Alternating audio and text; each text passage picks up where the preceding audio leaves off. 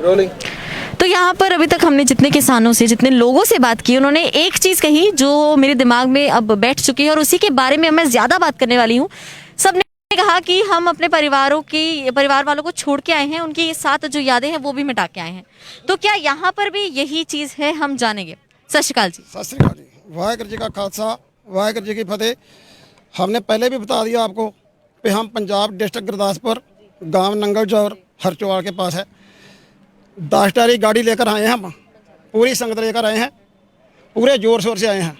हमारे भाई बहन पंजाब में जो 2 महीने 3 महीने से चल रहा संघर्ष, उसका कोई असर नहीं पड़ा सेंटर सरकार पर कोई असर नहीं पड़ा। अब हम इस मोदी ਨੂੰ ਜਗਾਉਣ ਲਈ पंजाब भर तो, हरियाणा तो, अंतरांचल, हिमाचल, महाराष्ट्र, तामिलनाडु, पांडवचेरी 13 स्टेट यहाँ पर अब इस घोल के विच शामिल आ। अब भी मोदी ना माना तो इससे ऊपर की कोई बात नहीं। सन 47 के बाद, जब से हमारा देश आज़ाद हो गया, सन 47 के बाद यह पहली बार ऐसे हुआ जो खट्टर सरकार ने किया, खट्टर ने, वो सबसे निंदनयोग है। उसकी कोई मिसाल नहीं क्या रही। जो तुम भी जीते रहे, हम भी जीते रहेंगे ना, तो इनके काले अक्षरों के इनका इतिहास लिखा जाएगा हरियाणा सरकार का। और हमारी जब जीत होगी, सुनहरी अक्षरों में इतिहास लिखा जाएगा, गुरु घरों में इतिहास लिखा जाएगा। हम तो यही बोलते हैं मोदी सरकार, जे आपको अगर नहीं तो अपने मंत्रियों से पूछ लो। जे मंत्री भी आपको कुछ नहीं बताते, आप वालों से पूरा नहीं बताते, हमसे जिम्मेदार से पूछो। मसला तो जिम्मेदार का है ना। हमको कहते हैं पराली ना साड़ो, इसको ऐसे कर दो, हमारे साथ ये जाएं। एक में 8 कनाड़े होती हैं, जब तक 8 कनाड़े एक पराली किसी पत्थर पर लगा दें, हम तो इनको मान जाएंगे। इन्होंने पराली ऐसे कर दी, वो कर दिया, ये कर दिया। बातों से कुछ नहीं होगा। चाहे तो मुआवजा दें 3000 4000 के एकड़ के हिसाब से जिम्मेदार को पराली। फिर ये प्रदूषण, दूसरी बात रही है प्रदूषण की, जो ये बोलते हैं प्रदूषण जी पंजाब से आ गया। हरियाणा भी रास्ते में पड़ता है, यूपी रास्ते में पड़ता है, सीधा पंजाब से प्रदूषण होता है। जो हम खाते पीते हैं वो तो हम घरों में कर रहे हैं सब कुछ। हम एक कमरे से निकल के दूसरे कमरे में लैट्रिन जाते हैं, वो प्रदूषण नहीं है। बड़े बड़े डॉक्टरों ने इनका नतीजा निकाल दिया कि सबसे बड़ा प्रदूषण हमारा है। उस पर तो हम कोई रोक नहीं लगाते। और हम कड़े 5 साल प्रदूषण की गार करते। जब भी कोई बात है, किसानों ने दिल्ली जला दी, किसानों ने ये कर दिया, किसानों ने वो कर दिया, किसानों का दिया गया। 47 के बाद कोई भी मांग किसानों की नहीं मानी गई। जो भाव हैं बसरों के, वो सेंटर सरकार बनाता है।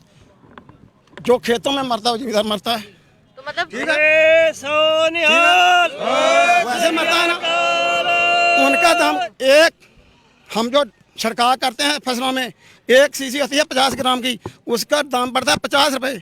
हमारा 1 क्विंटल के पीछे दाम पड़ता है 65 रुपये। ये कौन सी किताब में लिखा है? इनको खेती का, इनको तो इतना नहीं पता भैया जो गेहूँ कहाँ से होता है, ये नीचे से निकलता है क्या ऊपर से निकलता है। इनको बच्चों को ये मालूम नहीं है। ये बातें हमारे किसानों से करते हैं, ये पढ़ लेकर किताबों में बोलते हैं। हम जो करते हैं हाथों से उनका बताते हैं, हम प्रैक्टिकल करते हैं। हम तो उसकी मांग मारे हैं, मोदी साहब आप भी अकल को टिकाने कर दीजिए, नहीं तो ये चंगियाड़ी जो 3 महीने से किसी तरफ नहीं जलने दी, हम नहीं जलने देंगे। अभी भी हमारा संघर्ष एक है सबूत के साथ है, बड़े शांतिपूर्वक से चल रहा है, शांतिपूर्वक चलता रहेगा। सरकार कोई ना कोई इसमें विघ्न डालने की कोशिश ना करे, और जो किसानों की मांगे हैं वो देनी पड़ेगी। मैं अपन नारे लगाऊंगा तो मोदी सरकार मुर्दाबाद, मजदूर किसान एकता जिंदाबाद, साडा एकता जिंदाबाद, मोदी चक देंगे। हम किसी से नहीं डरते, हमारी मांगों के साथ है। हमारा निपटारा कर दे, हमको कुछ नहीं चाहिए। हमारी मांगों के ऊपर लकीर फेर दे, हम घर को जाने के तैयार हैं, नहीं तो यहाँ मर मिट जाएंगे, अपने हक लेकर जाएंगे। वाहिगुरू जी का खालसा, वाहिगुरू जी की फतेह। आखिरी सवाल मैं आपसे पूछना चाहती हूँ कि इस दौरान किसानों की काफ़ी जो है मौत भी हुई है। वो मौत जो हुई है वो मैंने पहले भी बताया था, सेंटर सरकार जिम्मेवार है, हरियाणा सरकार जिम्मेवार है।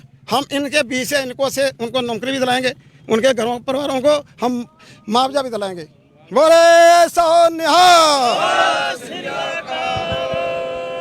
तो यहाँ पर भी इनकी यही शिकायत है कि आज़ादी के बाद से किसानों की कभी सुनी ही नहीं गई।